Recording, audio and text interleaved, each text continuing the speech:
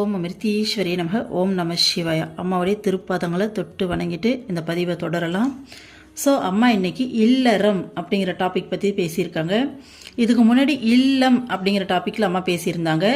அதில் பார்த்தீங்கன்னா ஒரு வீடு அப்படின்னா எப்படி இருக்கணும், வெளியில் துளசி மாடம் வைக்கிறதா இருக்கட்டும், வில்வ மரம் வைக்கிறதா இருக்கட்டும், வீட்டுக்குள்ளே பூஜைக்குன்னு சொல்லிட்டு ஒரு இடம் அப்படின்ற மாதிரி ஒரு வீடு எப்படியெல்லாம் இருக்கணும், வீட்டில் முடிஞ்சால் தோட்டம் வைக்கிறது, இந்த மாதிரி கிச்சன் எப்படி வச்சுருக்கணும், இந்த மாதிரி ஒரு வீட்டை பற்றி அம்மா கம்ப்ளீட்டாக அதில் சொல்லியிருந்தாங்க இல்லையா.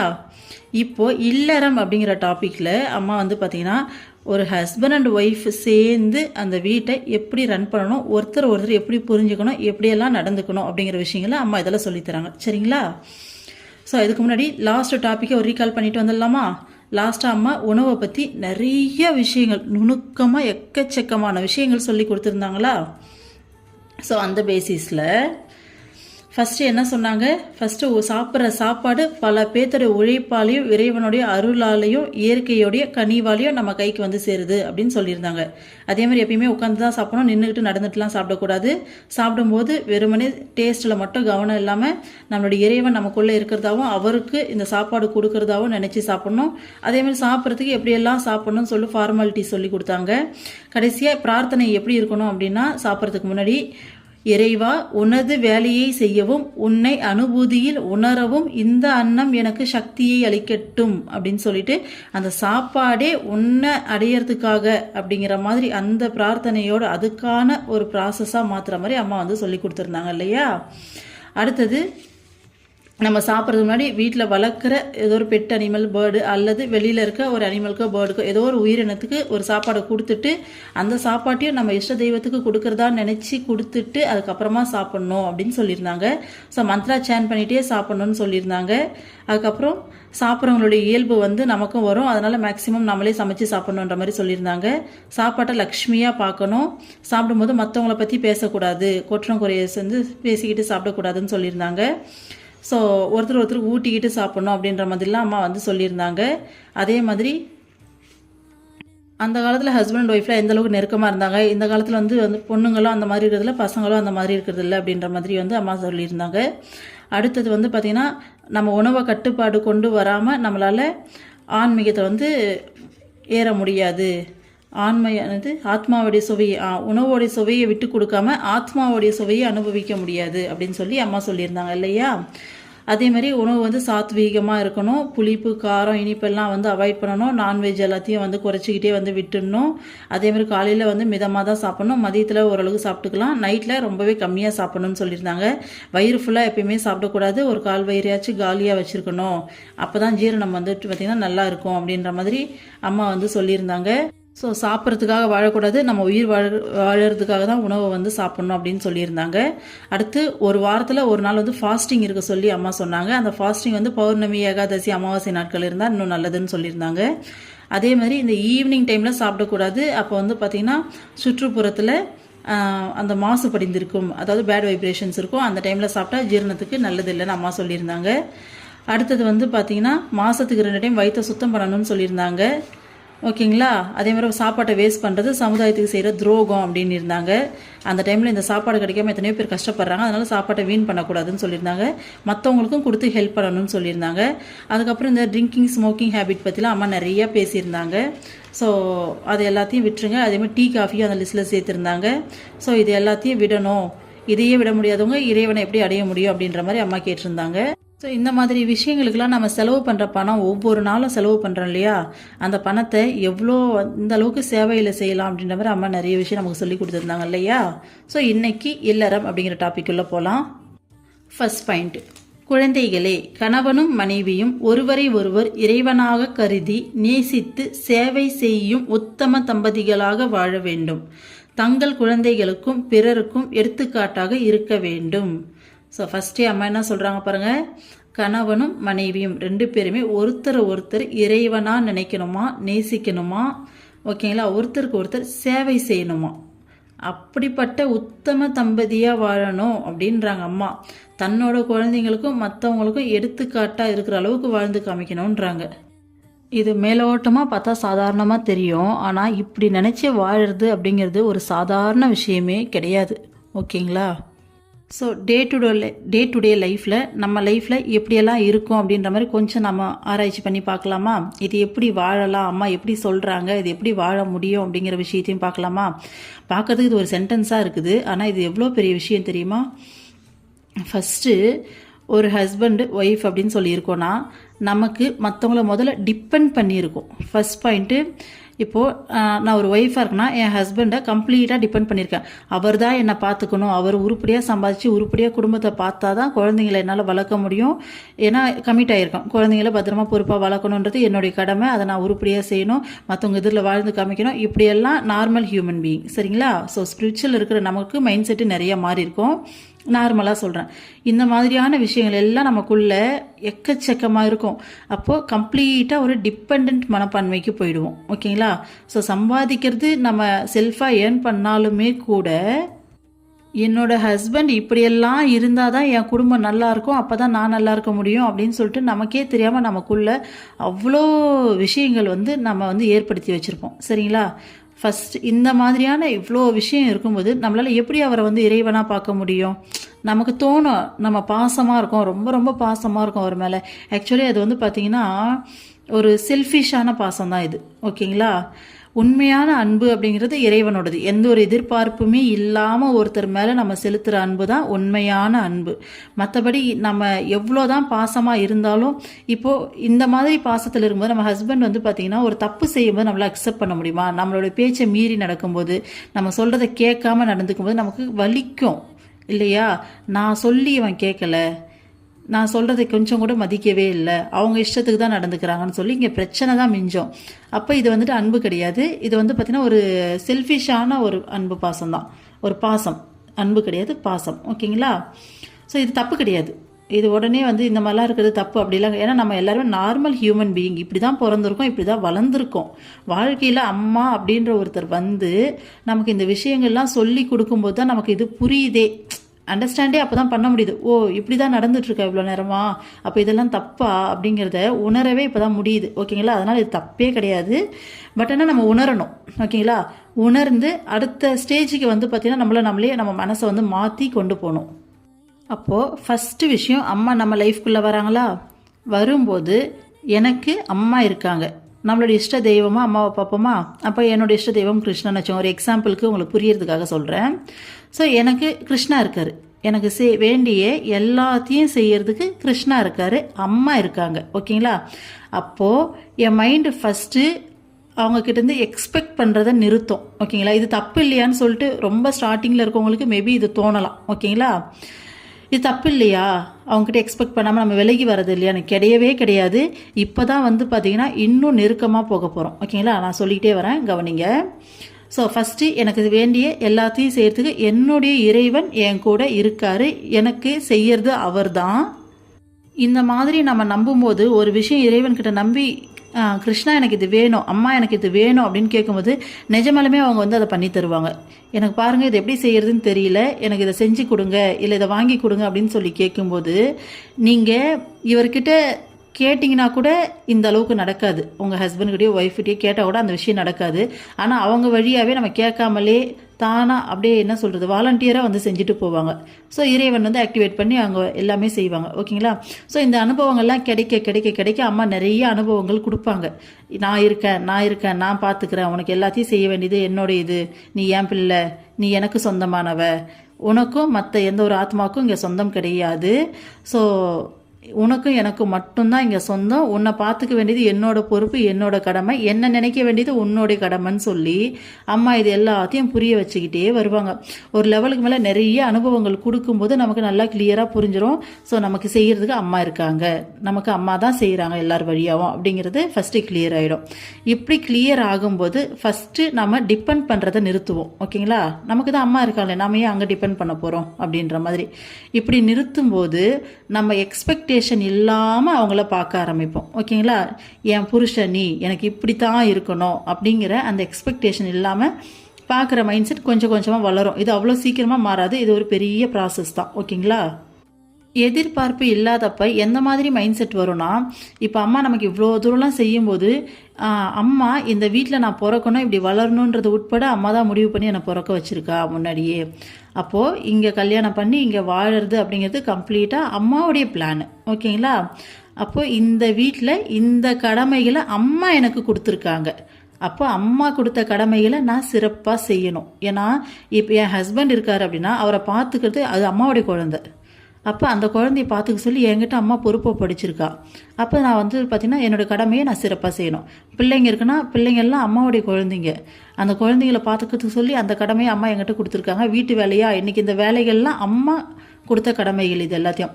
அப்போது வீட்டில் இருக்க நமக்குன்னு சொல்லி கமிட் ஆகிருக்கா ஒட்டுமொத்த ஒர்க்குமே இறைவன் நமக்கு கொடுத்தது. ஸோ அதை நம்ம சிறப்பாக செய்யணும் அப்படின்ற மென்டாலிட்டிக்கு வருவோம். ஓகேங்களா?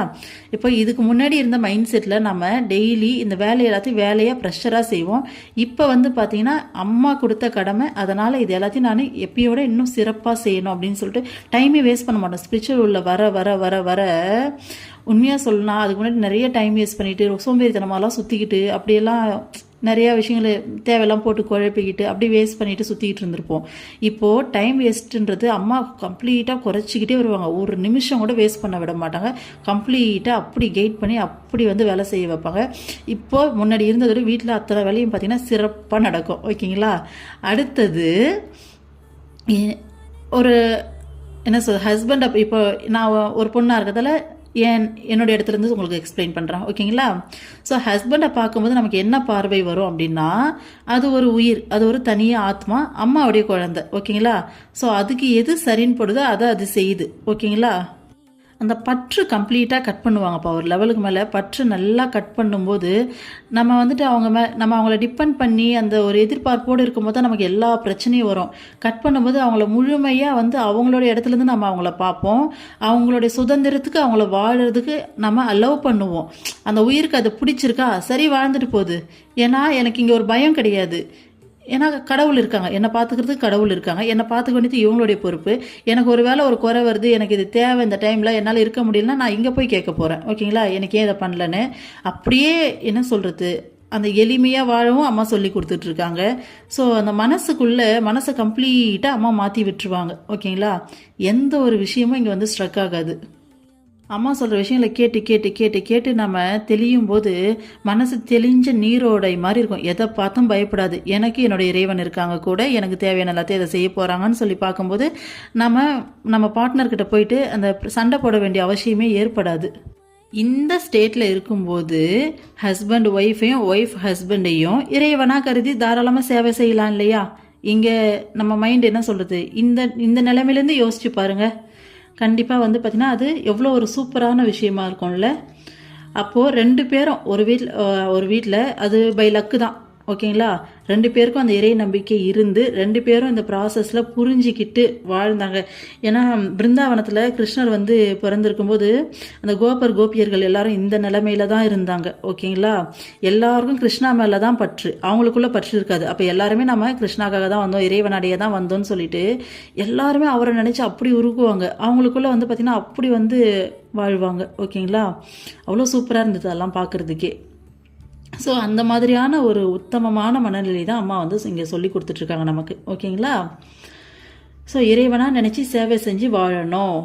அப்போது நம்ம மற்றவங்களுக்கு கண்டிப்பாக எக்ஸாம்பிளாக இருப்போம்ல. யாரையும் நம்ம கண்ட்ரோல் பண்ண நினைக்க மாட்டோம். கண்ட்ரோல் அப்படிங்கிறது நம்மளுடைய மனசு பயத்தால் வருது. அந்த மனசு பயம் இறைவன் கூட வரும்போது நமக்கு போயிடுது. அப்போ கண்ட்ரோல் பண்ண நினைக்க மாட்டோம். கண்ட்ரோல் பண்ணாமல் வாழும்போது சுதந்திரமாக வாழ்வோம். அப்போது அந்த லைஃப்பில் வந்து பார்த்திங்கன்னா மற்றவங்களுக்கு எக்ஸாம்பிளாக வாழலாமா? ஸோ ஹஸ்பண்ட் அண்ட் ஒய்ஃப் 2 பேரும் இந்த மென்டாலிட்டி இருந்தால் அது வந்துட்டு வாழ்க்கை வந்து வரும். ஓகேங்களா? அடுத்தது பாருங்கள், இல்லைனாலும் வரம் தான். நம்ம இல்லைனாலும் நம்ம வந்து ஃபீல் பண்ணிக்க வேண்டாம். ஏன்னா என்ன சொல்கிறது, அம்மா அதையும் பின்னாடி சொல்லி கொடுத்துருக்காங்க. வாங்க பார்க்கலாம். குழந்தைகளே, கணவனும் மனைவியும் ஒன்றாக அமர்ந்து இறை வழிபாடு, ஜபம், தியானம் முதலியவற்றில் ஈடுபடுவர். ஆன்மீக நூல்களை படிப்பர். உலகிற்கு தொண்டு செய்வர். தங்களது வீட்டில் ஆன்மீக சூழ்நிலையை உருவாக்குவர். இவ்வாறு சாதனை செய்து வரும் தம்பதிகளை தேடி முக்தி தானே வரும். பாருங்க, ஹஸ்பண்ட் அண்ட் ஒய்ஃப் 2 பேரும் சேர்ந்து இறை வழிபாடு செய்து ஜபம் பண்ணுறது, தியானம் பண்ணுறது, இது எல்லாத்தையும் பண்ணலாமா? ஒரு லெவலுக்கு மேலே அம்மா இத்தனை நாள் எப்படி வாழ்ந்தியோ இனிமே வந்து பார்த்தீங்கன்னா உன்னோட வீடு இப்படி மாறுச்சுன்னா என்ன நடக்கும் அப்படின்ற மாதிரி அம்மா சொல்கிறாங்க. இப்படி தான் இருக்கணும், இப்படி தான் வாழணும் ஹஸ்பண்ட் அண்ட் ஒய்ஃப்னா அப்படின்னு சொல்லி கொடுக்குறாங்க. நம்ம கல்யாணம் பண்ணி குழந்தை பெற்று இந்த பொருள் உலக வாழ்க்கையை தேடி ஓடி ஓடி ஓடி என்னத்தப்பா சாதிச்சோம் சொல்லுங்கள். ஸோ இறைவனை நோக்கி ஓடுறது அப்படிங்கிறது எவ்வளோ உத்தமமாக எவ்வளோ சந்தோஷமான ஒரு விஷயம் இல்லையா? ஸோ 2 பேருக்கு ஸ்பிரிச்சுவல் இன்ட்ரெஸ்ட் இருக்குது அப்படின்னா ஸோ 2 பேரும் சேர்ந்து இது எல்லாத்தையும் வந்து செய்வாங்க. 2 பேரும் இருக்கும்போது ஓகேங்களா, அம்மா சொல்கிற மாதிரி வாழும்போது 2 பேரும் சேர்ந்து ஆன்மீக வழிபாடு எல்லாமே நடக்கும் அப்படின்றாங்க. ஸோ ஸ்பிரிச்சுவல் புக்ஸ் எல்லாம் 2 பேரும் சேர்ந்து படிப்பாங்களாம், 2 பேரும் சேர்ந்து உலகத்துக்கு தொண்டு செய்வாங்களாம். எவ்வளோ பெரிய விஷயம் இல்லை? எனக்கு நினச்சி பார்க்குறதுக்கே ஏதோ பட்டாம்பூச்சி பறக்கிற மாதிரி இருக்குது. இது எவ்வளோ பெரிய விஷயம் இல்லை? 2 பேரும் சேர்ந்து அந்த தொண்டு செய்கிறது. ஏன்னா நமக்கு அம்மா சொல்லி சொல்லி புரிய வச்சிடுறாங்க. நம்ம கூட இருக்கவங்களுக்கு அம்மா இதெல்லாம் சொல்லி இந்த ஒரு மென்டாலிட்டிக்கு மாற்றி விட்டுட்டாங்கன்னா இந்த சேர்ந்து தொண்டு செய்கிறது அப்படிங்கிறது எவ்வளோ பெரிய விஷயம் இல்லை? அம்மா நமக்கு எவ்வளோ விஷயம் சொல்லித்தராங்க. நீ வந்து சிம்பிளாக இரு, முடிஞ்ச அளவுக்கு சிம்பிளாக இருந்து மற்றவங்களுக்கு ஹெல்ப் பண்ணு, மற்றவங்களுடைய நிலைமையிலேருந்து யோசிக்க சொல்லி எவ்வளோ கஷ்டப்படுறாங்க மற்றவங்க, இப்படியெல்லாம் கஷ்டப்படும்போது நம்ம இப்படி இருக்கோமேன்னு சொல்லி எவ்வளோ விஷயம் சொல்லித்தராங்க. இது எல்லாத்தையும் நம்ம கூட இருக்கவங்களும் சேர்ந்து அந்த தொண்டு செய்யும்போது எவ்வளோ பெரிய விஷயமா இருக்கும்ல. ஓகே, இந்த மாதிரி தன்னோட வீட்டில் ஆன்மீக சூழ்நிலைகளை உருவாக்கி சாதனை செஞ்சு வர தம்பதியை நோக்கி முக்தி தானாக வருமா? முக்தியை நோக்கி இவங்க போக வேண்டாம், முக்தி இவங்களை தேடி வருமாமா அம்மா சொல்கிறாங்க. ஓகேங்களா? ஏன்னா 2 பேரும் சேர்ந்து பண்ணும்போது இந்த ஃப்ளோ அதிகமாக இருக்கும். நம்ம தனியாக பண்ணும்போது ஒரு ஸ்ட்ரகிள் இருந்துகிட்டே இருக்கும் லைட்டாக, இல்லைங்களா? சேர்ந்து பண்ணும்போது அந்த ஃப்ளோ வந்து பார்த்தீங்கன்னா இன்னும் அளவுக்கு அதிகமாக இருக்கும். அப்போ முக்தி தானாகவே தேடி வருன்றாங்க. கணவனும் மனைவியும் ஒருவருக்கொருவர் ஆன்மீக வாழ்வில் தடையாக இருக்காதீர்கள். கணவனுக்கு விருப்பம் இல்லாவிட்டாலும் மனைவி இறை சிந்தனைகளை விட்டுவிடக் கூடாது. அதுபோலவே மனைவிக்கு விருப்பம் இல்லாவிட்டாலும் கணவன் இறை சிந்தனைகளை விட்டுவிடக் கூடாது. அதே சமயம் ஆன்மீகத்தை காரணம் காட்டி தனது கடமையை செய்யாமல் இருப்பது தவறாகும். இப்படிப்பட்ட பலரை அம்மா பார்த்திருக்கிறேன். இது சரியல்ல. வேலை செய்ய வேண்டிய நேரங்களில் இறை நினைவுடன் அவற்றை செய்தே ஆக வேண்டும். அந்த நேரத்தில் தியானம் செய்வதாக கூறி விலகி இருந்தால் ஆன்மீக முன்னேற்றம் ஏற்படாது. ஓகே, அம்மா என்ன சொல்கிறாங்கன்னா, ஓகே ஃபைன், ஓகேங்களா, ஒருத்தருக்கு ஒருத்தர் 2 பேரும் இப்படி இருந்துட்டா இந்த மாதிரி வாழுங்க. இப்படி இல்லாத பட்சத்தில் ஒருத்தருக்கு ஒருத்தர் ஆன்மீக வாழ்க்கைக்கு தடையாக இருக்காதீங்க அப்படின்றாங்க. ஓகேங்களா? அதையும் தாண்டி ஹஸ்பண்டுக்கு விருப்பம் இல்லைனாலும் பரவாயில்ல, ஒய்ஃப் வந்து பார்த்தீங்கன்னா ஆன்மீக சிந்தனையில் விடவே கூடாது. அதே மாதிரி ஒய்ஃப்க்கு இன்ட்ரெஸ்ட் இல்லைனாலும் அவங்களுக்கு புரியலினாலும் பரவாயில்ல, ஹஸ்பண்ட் விட்டுறக்கூடாது அப்படின்றாங்க அம்மா. இவங்களுக்கு பிடிக்கல, இவங்க கஷ்டப்படுறாங்களே அப்படின்றதுக்காக எந்த ஒரு நேரத்துலையும் இறைவனையோ ஆன்மீக வாழ்க்கையோ கண்டிப்பாக விட்டு கொடுக்கக்கூடாது. அதுக்கப்புறம் வந்துட்டு என்ன சொல்கிறாங்கன்னா, விட்டு கொடுக்காது மட்டும் கிடையாது. ஒரு சிலர் என்ன பண்ணுவாங்கன்னா, வீட்டில் நான் ஸ்பிரிச்சுவல் இருக்கேன், நான் மெடிடேஷன் பண்ணுறேன் அப்படின்னு சொல்லிட்டு வேலையை வந்து ஸ்கிப் பண்ணுவாங்க. ஓகேங்களா? எனக்கு வந்து பார்த்தீங்கன்னா நான் மெடிடேஷன் பண்ணணும், ஜபம் பண்ணணும், நான் வந்துட்டு பஜன் பண்ணணும்னு சொல்லிட்டு வேலைகளை வந்து ஸ்கிப் பண்ணிக்கிட்டே இருப்பாங்க. ஸோ அந்த மாதிரி கண்டிப்பாக செய்யக்கூடாது அப்படின்றாங்க அம்மா. வேலை இருந்ததுன்னா போயிட்டு வேலையை முதல்ல செய்யும்போது இறைவனோட நினைவோடு செய்.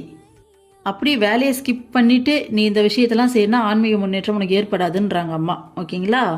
அடுத்தது கணவன் ஆன்மீகத்திற்கு எதிராக இருந்தால் கூட மனைவி தன் கணவரின் மனம் கோணாமல் நடந்து கொண்டு கணவரின் மனமாற்றத்திற்காக பிரார்த்திக்க வேண்டும். இதுவே மனைவியின் கடமையாகும். மனைவி ஆன்மீக நாட்டமின்றி இருந்தால் கணவனுக்கும் இது போன்றே செய்ய வேண்டும். ஸோ ஒருத்தர் ஆன்மீக நாட்டத்தில் இருக்காங்க, இன்னொருத்தர் ஆன்மீக நாட்டத்தில் இல்லை அப்படின்னா அந்த ஆன்மீக நாட்டத்தில் இல்லாதவங்க கிட்ட போயிட்டு நான் ஆன்மீகத்தில் இருக்கேன் அப்படின்னு சொல்லிட்டு அவங்கள வந்து போட்டு கஷ்டப்படுத்தக்கூடாதுன்றாங்க அம்மா. அவங்களுடைய மனசு கோணாமல் நடந்துக்கணுமா. ஓகேங்களா? மனசு கோணாமல் நடந்துக்கிட்டு அவருடைய மனசு மாற்றத்துக்கு இறைவன்கிட்ட பிரார்த்தனை பண்ணணுன்றாங்க அம்மா. ஓகேங்களா? ஸோ ஸ்பிரிச்சுவலில் இருக்குன்னு சொல்லிட்டு அடுத்தவங்களை வந்து கஷ்டப்படுத்தக்கூடாது. ஏன்னா அவங்களுக்கு புரியாது இல்லையா, புரியாதால் தானே அப்படி இருக்காங்க. ஸோ மற்றவங்களை கஷ்டப்படுத்தக்கூடாது, அவங்க மனசை வந்து இறைவன்கிட்ட ப்ரே பண்ணுங்கன்றாங்க அம்மா. ஸோ ஒய்ஃபாக இருந்தால் ஹஸ்பண்டுக்கு, ஹஸ்பண்டாக இருந்தால் ஒய்ஃபுக்காக ப்ரே பண்ணிவிட்டு இருக்கணும் அப்படின்றாங்க. ஓகேங்களா? ஸோ இந்த மாதிரி ப்ரேயரை எப்படி பண்ணலாம்? நான் எப்பயுமே எனக்கு எப்படி தெரியுமா தோணும், எப்படி தெரியுமா பண்ணுவேன். ஸோ இந்த மாதிரி ப்ரேயர் பண்ணும்போது அம்மாவுக்கு கேட்டிருக்கு, நிறைய விஷயம் வந்து அம்மா பண்ணியிருக்காங்க. ஓகேங்களா? உங்கள் மனசுக்கு எப்படி தோணுதோ அப்படி தான் பண்ணணும் நீங்கள். ஓகேங்களா? இருந்தாலும் சும்மா ஒரு எக்ஸாம்பிளுக்காக நான் சொல்கிறேன். இப்போது நான் பொண்ணாக இருக்கேன்னா, என் ஹஸ்பண்ட் இருக்காருன்னா அவர்கிட்ட நிறைய நல்ல குணங்கள் இருக்கும் இல்லையா? எவ்வளோ விஷயம் நல்லதை வந்து நோட் பண்ணியிருப்பேன் இது வரைக்கும். அவங்ககிட்ட எவ்வளோ நல்ல விஷயங்கள் இருக்கும் இல்லையா? அப்போ அம்மா கிட்ட, அம்மா பாருமா, இவங்கக்கிட்ட இந்த உயிர்கிட்ட, இந்த ஆன்மா கிட்ட இவ்வளோ நல்ல விஷயம் இருக்குமா, இதுக்கும் இது எவ்வளோ இது இந்த நல்ல குணத்தெல்லாம் மேன்மைப்படுத்தி இதை அதிகம் பண்ணி நீ கொண்டு வரலாம்ல இந்த உயிர் அறியாமையில் தப்பு செஞ்சிட்ருக்கு, அறியாமையில் வந்து வாழ்ந்துட்டுருக்கு. இதுக்கு முன்னாடி நானுமே அப்படி தானமா வாழ்ந்துட்டு இருந்தேன். நீ லைஃப்பில் வரலைன்னா நானும் அப்படி தானே இருந்திருப்பேன். நீ வர வச்சு தானமா நான் இப்போ நான் வந்து என்னை இந்த அளவுக்கு மாற்றி வச்சுருக்கேன். அப்போ இவங்ககிட்டயும் இவ்வளோ நல்ல விஷயம் இருக்குல்ல, இந்த நல்ல விஷயங்களை அதிகம் பண்ணலாம்ல. கெட்ட விஷயங்கள் அதிகமாகி வீணாக போகிறத விட, ஏன்னா உலக வாழ்க்கையில் கண்டிப்பாக அந்த மாதிரியான சுச்சுவேஷன்ஸ் தான் வந்து நாளுக்கு நாள் மாறிட்டு போகும் இல்லையா? ஸோ கெட்ட விஷயங்கள் அதிகம் பண்ணுறதுல நீ கூட இருந்து எப்படிமா அதை வந்து அலோவ் பண்ண முடியும்? அதனால் இவங்கக்கிட்ட இருக்க நல்ல குணங்களை அதிகப்படுத்துமா, நல்ல விஷயங்களை அதிகம் பண்ணி இவங்க மனசில் அந்த மாற்றத்தை வர வச்சு நீ யாருன்னு சொல்லிட்டு அவங்களுக்கும் காமிமா. நீ காமிச்சு தானே எனக்கும் தெரிஞ்சது. ஸோ அவங்களுக்கும் காமிச்சா அவங்களும் புரிஞ்சுப்பாங்கள்ல. ஸோ காமிச்சு உன்னோட வழியில் கூட்டு வாமா. ஒன்ஸ் உன்னோட கண்ட்ரோலில் வந்துட்டாங்கன்னா அதுக்கப்புறம் சொல்லவே தேவையில்லை. கம்ப்ளீட்டாக அவங்க தானாகவே ஆட்டோமேட்டிக்காக மாற ஆரம்பிச்சிருவாங்க. ஸோ ஃபஸ்ட்டு நீ யார் அப்படிங்கிறத அவங்களுக்கு காமிச்சு புரிய வைமா அப்படின்னு சொல்லி நம்ம ப்ரே பண்ணலாம். ஓகேங்களா? அடுத்தது பாருங்கள், தம்பதிகள் வாரத்தில் 2 அல்லது 3 நாட்களாவது பிரம்மச்சரியத்தை கடைபிடிக்க வேண்டும். படிப்படியாக பிரம்மச்சரியம் கடைபிடிக்கும் நாட்களின் எண்ணிக்கையை அதிகரிக்க வேண்டும். ஏகாதசி, திரையோதசி, அமாவாசை, பௌர்ணமி போன்ற நாட்களிலும் மனைவியின் மாதவிடாய் நாட்களிலும் தாம்பத்திய உறவை தவிர்க்க வேண்டும். 1 அல்லது 2 குழந்தைகள் பிறந்த பின் இருவரும் சகோதர சகோதரிகளைப் போல் வாழ முயற்சிக்க வேண்டும். நாம் செய்யும் சாதனைகளின் முழு பயனை அடைவதற்கும் மனக்கட்டுப்பாட்டுடன் ஆன்மீக முன்னேற்றம் அடைவதற்கும் இது மிகவும் அவசியம். ஸோ இந்த உலக வாழ்க்கையிலேருந்து விலகி முழுமையாக இறைவனை நோக்கி பயணப்படுறதுக்கான வழிகளை அம்மா சொல்லி தராங்க நமக்கு. வாரத்தில் 2-3 நாள் பிரம்மச்சரியத்தை வந்து கடைபிடிக்கணுமா ஸ்டார்டிங்கில். அதுக்கப்புறம் பிரம்மச்சரியம் கடைபிடிக்கிற அதோட ஹஸ்பண்ட் அண்ட் ஒய்ஃபோடைய ஃபிசிக்கல் ரிலேஷன்ஷிப் பற்றி அம்மா வந்து பேசுகிறாங்க. ஓகேங்களா? ஸோ அதை வந்து பார்த்தீங்கன்னா இன்னும் கொஞ்சம் அதிகம் பண்ணணும் நாட்களோட எண்ணிக்கையை. அதே மாதிரி ஏகாதசி, திரையோதசி, பௌர்ணமி, அமாவாசை எல்லாம் வந்து பார்த்தீங்கன்னா அதுக்கப்புறம் ஒய்ஃபோடைய மென்சஸ் டைமில், இந்த டைம்லாம் உடல் உறவை தவிர்க்கணும் அப்படின்றாங்க. ஓகேங்களா? 1 அல்லது 2 குழந்தை பிறந்தாச்சுன்னா நம்ம சகோதர சகோதரியை போல் வாழறதுக்கு முயற்சி பண்ணணுமா. ஒரு வீட்டில் தான் இருப்போம், 2 பேரும் பார்த்தீங்கன்னா சேர்ந்து ஸ்பிரிச்சுவல் ப்ராக்டிஸ் பண்ணுறது. ஓகேங்களா? ஒரு நல்ல ஒரு ஃப்ரெண்டாக, நல்ல ஒரு சகோதர சகோதரி மாதிரி. ஓகேங்களா? இந்த ஃபிசிக்கல் ரிலேஷன்ஷிப்லாம் நிறையா குறைச்சிக்கிட்டு 2 பேரும் சேர்ந்து வந்து சாதனை பண்ணணும். ஏன்னா இந்த விஷயத்தில் வந்து சக்தி விரயமாகுது அப்படின்றாங்க. சரிங்களா? ஸோ முடிஞ்ச அளவுக்கு மனக்கட்டுப்பாடோட ஆன்மீக முன்னேற்றம் அடையிறதுக்கு 2 பேரும் சேர்ந்து ட்ரை பண்ணணுன்றாங்க. இந்த விஷயம் நிறைய பேர் கோபி பாவத்தில் வந்து இருப்பீங்க. ஸோ நமக்கு இது எந்த அளவுக்கு அப்ளிகேபிள்னு நமக்கு தெரியாது. ஓகேங்களா? அம்மா வந்து பார்த்தீங்கன்னா தியானம், ஜபம் இந்த மாதிரி பண்ணுறவங்களுக்கு இது எல்லாத்தையும் சொல்லி கொடுத்துட்ருக்காங்க. அதனால் வீணாக கன்ஃபியூஸ் ஆகிக்க வேண்டாம். அம்மா வந்து நமக்கு என்ன பாவத்தை கொடுத்து நம்ம மனசுக்குள்ளேருந்து என்ன சொல்லி தராங்களோ அந்த வழியில் நம்ம ட்ராவல் பண்ணலாம். ஏன்னா நம்மளுடைய ஒவ்வொரு மூச்சு காத்தும் அம்மாவுக்கு தெரியும், நம்மளுடைய ஒவ்வொரு எண்ணமும் அம்மாவுக்கு தெரியும். ஸோ நம்மளை இந்த மாதிரி அலோவ் பண்ணி இந்த விஷயத்தை வச்சுட்டு இருக்கிறது அம்மா தான் அப்படின்றப்ப தேவையில்லாமல் வந்து கன்ஃபியூஸ் ஆக வேண்டாம். சரிங்களா? அடுத்தது, ஒவ்வொரு முறை தாம்பத்திய உறவு முடிந்ததும் மனமே இந்த மகிழ்ச்சி எங்கிருந்து வருகிறது, இதனால் உனது சக்தியல்லவா வீணாகிறது என்று எண்ணி பார்க்க வேண்டும். மனக்கட்டுப்பாடின்றி நாம் பெறும் இன்பம் உடலின் சக்தியை வீணாக்குகிறது. கணவன் மனைவி உறவு உடலின் அடிப்படையில் அல்லாமல் உள்ளத்தை அடிப்படையாக கொண்ட இணக்கமாக மாற்றமடைய வேண்டும். நம் மனதை பரிபூரணமாக பரமாத்மாவில் நிலைநிறுத்தும் வகையில் கர்மங்களை செய்து வாழ வேண்டும். ஓகே, ஒரு டைம் தாம்பத்திய உறவு முடிஞ்ச பிறகு என்ன சொல்கிறாங்கன்னா, அம்மா இந்த சந்தோஷம் எங்கேருந்து வருது, இதனால் உன்னுடைய சக்தி வீணாகுது இல்லையா? ஆமாம், இந்த மெடிடேஷன் பண்ணி ஏறுறவங்களுக்குலாம் சக்தி வந்து பார்த்திங்கன்னா மேல் நோக்கி பயணப்படும். ஓகேங்களா? ஸோ அந்த நெற்றிக்கண் கிட்ட வந்து பார்த்திங்கன்னா ஒரு சக்தி சேர்ந்துருக்கும். அந்த எனர்ஜி தான் வெளியில் வரும் அப்படின்ற மாதிரி சொல்லுவாங்க. ஓகேங்களா? ஸோ அதை தான் அம்மா வந்து சொல்கிறாங்க. அப்போ நம்ம அந்த மாதிரி யோசிக்கணும்.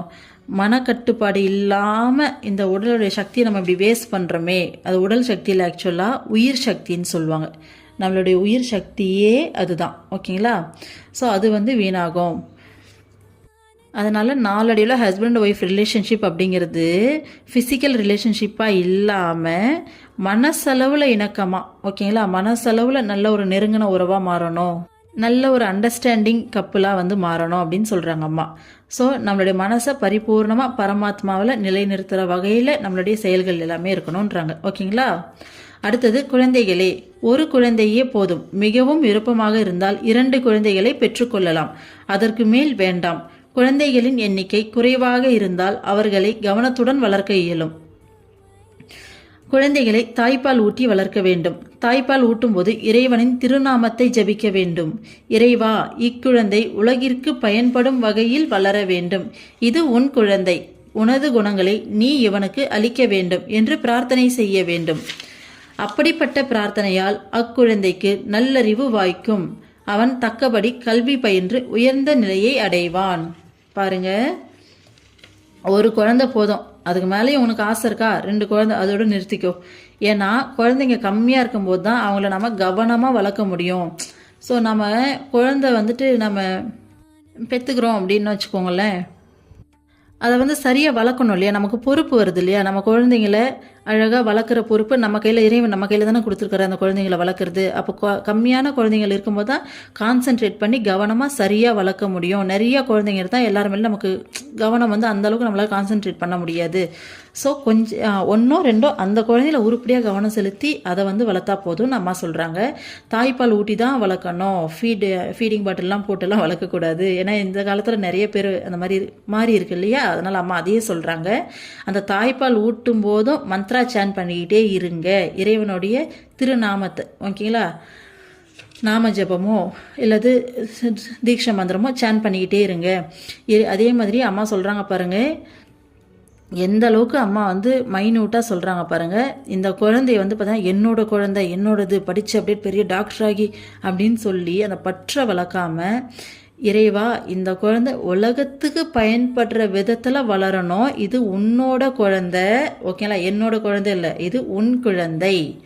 உன்னோட குணத்தை இவனுக்கு கொடு. ஏன்னா இப்போ நம்மளே எதுக்கு போராடிட்டு இருக்கோம்? இறைவனுடைய குணங்களை வளர்த்துக்கிறதுக்காக தான் போராடிட்டு இருக்கோம். அப்போ அந்த குழந்தை சின்னதாக இருக்கும்போதே கடவுள்கிட்ட நம்ம பிரார்த்தனை பண்ணி மந்திரம்லாம் சேன் பண்ணிக்கிட்டே பால் கொடுத்து அப்படின்ற மாதிரிலாம் வளர்த்துட்டோன்னா அது ஒரு நல்ல ஒரு குழந்தை. நமக்கு இருக்க இந்த போராட்டம் அந்த குழந்தைக்கு தேவையில்லைல்ல, அது ஈஸியாக ஸ்பிரிச்சுவலில் ஏறிடும்ல. எல்லாருமே பிறக்கிறது இறைவன் அடையிறதுக்கு தானே. ஓகேங்களா? அதனால் இது உன்னோட குழந்தை, உன்னோட குணங்களை நீ இவனுக்கு கொடு அப்படின்னு சொல்லிட்டு நம்ம பிரார்த்தனை செய்யணுமா. இப்படி பிரார்த்தனை பண்ணும்போது ஓகேங்களா, அந்த குழந்தைய நல்ல அறிவு வாய்க்குமா. அந்த குழந்தைக்கு நல்லபடியாக இந்த பிரார்த்தனையால் அந்த குழந்தைக்கு பார்த்திங்கன்னா நல்லறிவு வாய்க்கும்னு சொல்கிறாங்க.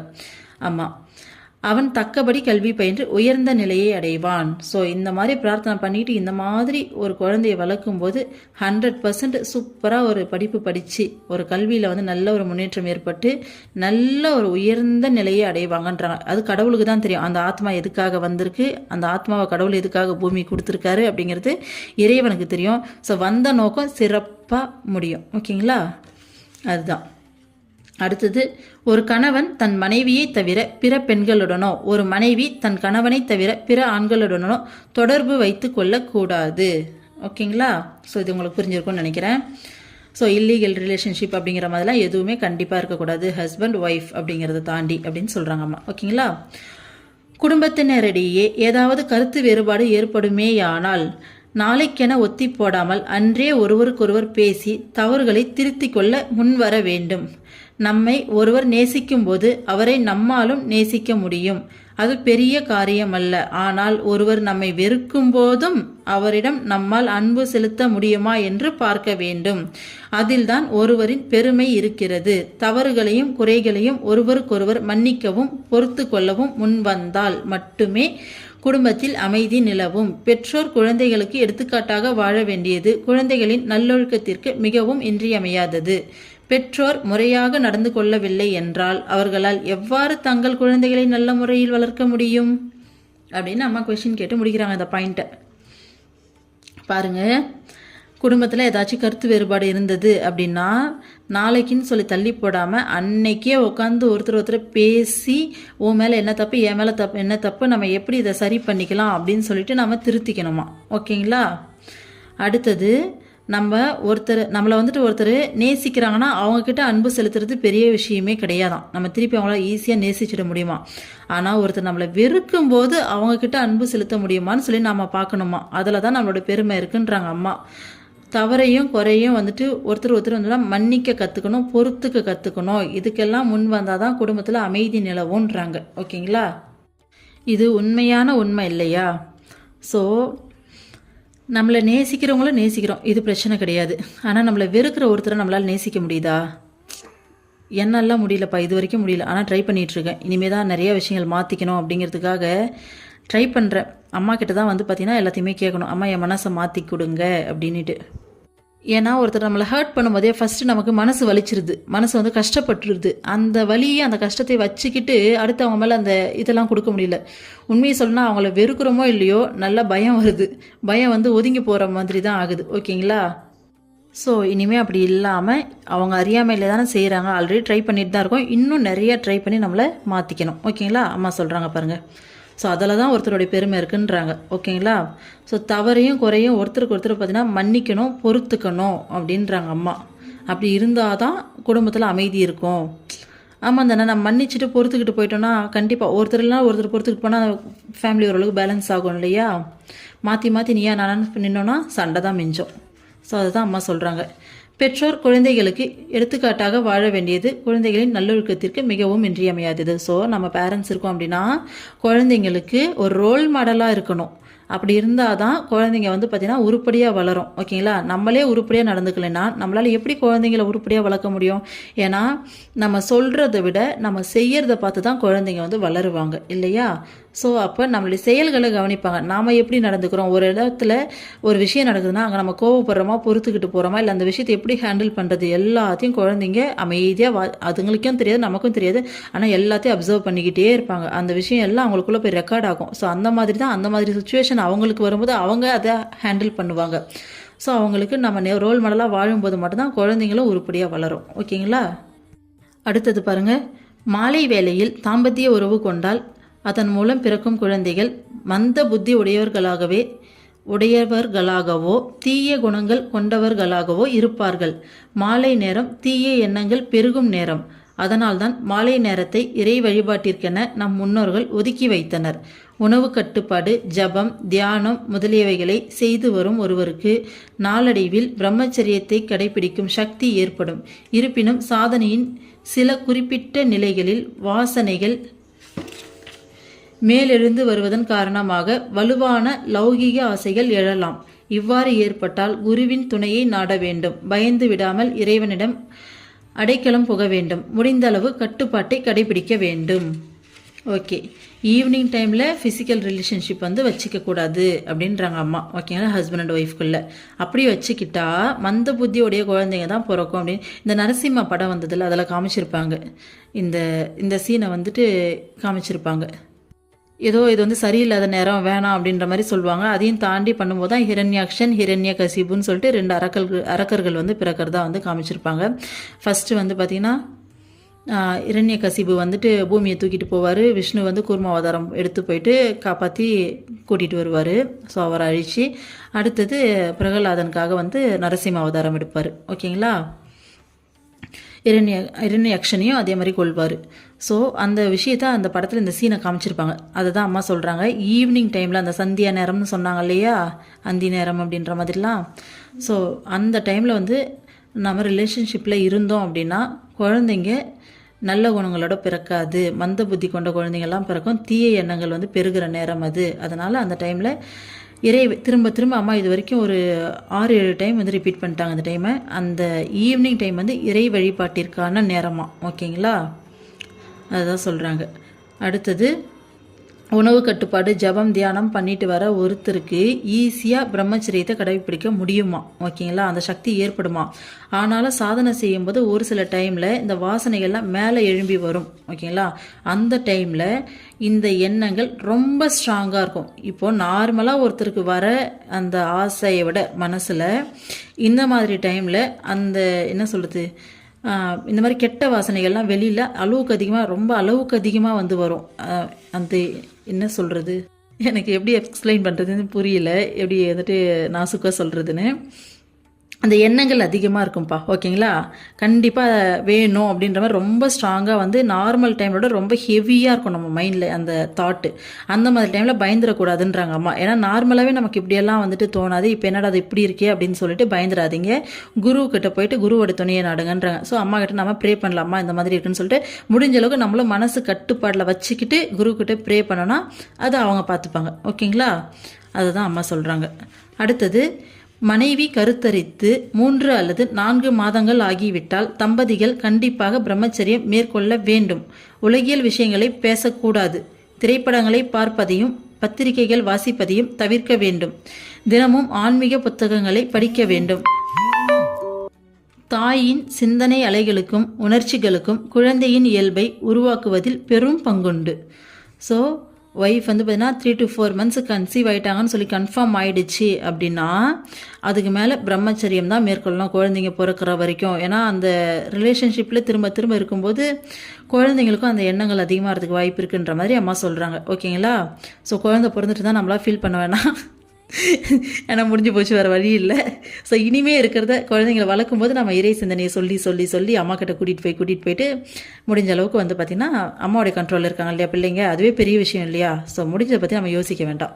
இப்போ லைஃப்பில் அம்மா இருக்காங்க, இதுவே எவ்வளோ பெரிய பிளெஸ்ஸிங் இல்லை? ஸோ பிள்ளைங்க அம்மா கண்ட்ரோலுக்கு போயிடுச்சு, அதை அம்மா பார்த்துப்பாங்க. ஓகேங்களா? யாராச்சும் கன்சீவாக இருக்கீங்க இல்லை இனிமேல் தான் வந்து கன்சீவ் ஆக போகிறீங்கன்னா நீங்கள் இந்த பாயிண்ட் எல்லாத்தையும் எடுத்துக்கோங்க.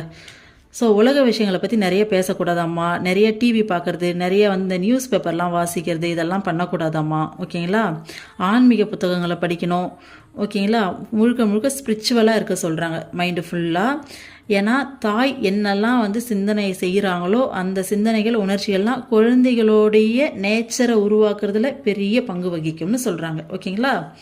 அடுத்தது, பிரம்மச்சரிய ஒழுக்கம் இல்லாமல் பிராணாயாமம் போன்றவைகளை பயிற்சி செய்தால் கெடுதல் ஏற்படலாம். குருவின் மேற்பார்வையில் மட்டுமே பிராணாயாம பயிற்சி செய்ய வேண்டும். ஸோ நம்ம இந்த பிராணாயாமம் இந்த மாதிரியான தியானங்கள்லாம் நம்ம மேற்கொள்கிறோன்னா பிரம்மச்சரியம் இல்லாமல் இதை செய்யும்போது நமக்கு கெடுதல் ஏற்படுமா. அதனால் குருவோடைய மேற்பார்வையில் மட்டும்தான் இந்த மாதிரியான சாதனைகள்லாம் செய்யணும். ஏன்னா அவங்களுக்கு தான் எது சரி எது தப்புன்னு தெரியும். ஸோ குருவோடைய மேற்பார்வை இல்லாமல் இந்த சாதனைகள் செய்யக்கூடாதுன்னு அம்மா சொல்கிறாங்க. சரிங்களா? இதோடு இந்த டாபிக் முடியுது. ஓகேங்களா? அடுத்தது அம்மா குழந்தைகளை வளர்க்கும் முறையை பற்றி சொல்லியிருக்காங்க. அதை நாளைக்கு பார்ப்போம். ஓம் நம ஈஸ்வரி நமக. ஓம் நம சிவாய. சர்வம் கிருஷ்ணா அர்ப்பணம்.